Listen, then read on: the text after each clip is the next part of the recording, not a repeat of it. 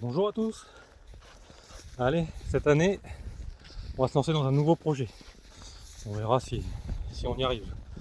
Je vais essayer de vous faire un peu, presque une saison complète à s'occuper des ruches.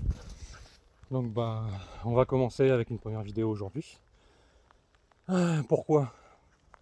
Parce qu'il neige. Il y a de la neige partout. Je vous montre ce qu'il faut faire quand il neige. Allez, c'est parti. Allez. Bon, il n'y a pas beaucoup de neige. Il y a quoi? 3-4 cm. C'est vraiment histoire de dire pour vous faire la vidéo.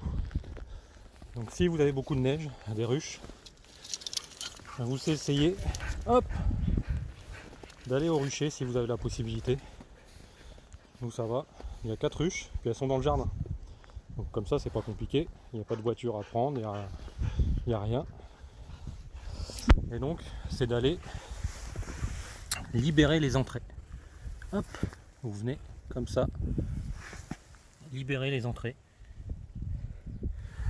Qu'elles aient de l'air, qu'elles puissent sortir si besoin. Voilà, et puis vous voyez, là, la neige est fondue, elle n'a pas complètement recouverte.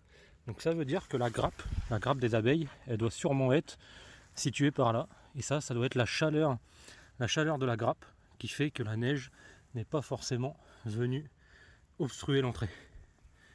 Bon, on va quand même retirer la neige. Hop. Ici vous voyez, la neige a complètement tout obstrué.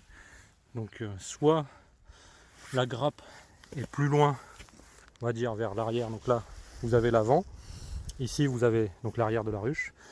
Donc si la grappe était par ici devant, je pense que ça ferait comme sur la ruche verte, donc que la neige n'aurait pas totalement bouché l'entrée.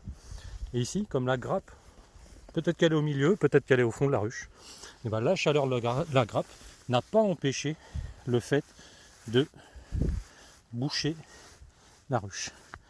Bon, vous voyez, il y a quelques-unes de mortes. Après celle-là, j'avais vu quand j'avais fait le traitement anti-varroa qu'elle avait l'air un peu faible. Donc elle est peut-être morte aussi.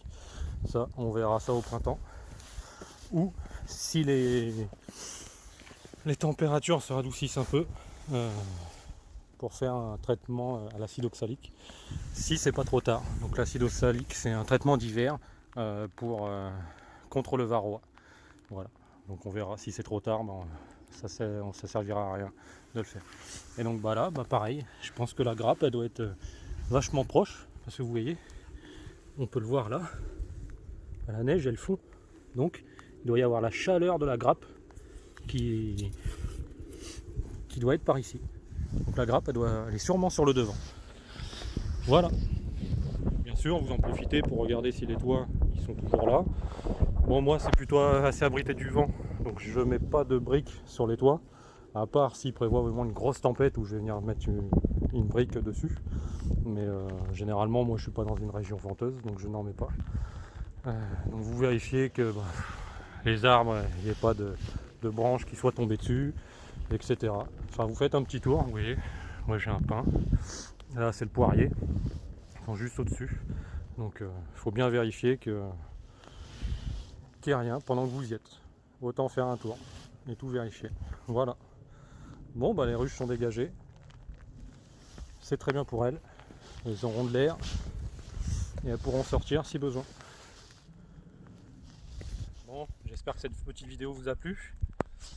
On essaiera de suivre la saison, vous montrer comment je m'occupe de mes ruches. Et dites-moi si ça vous intéresse. Sinon, on gagnera du temps à arrêter. Voilà, une petite saison aux ruches de Rouville. Ça peut être pas mal, ça peut être sympa. A bientôt.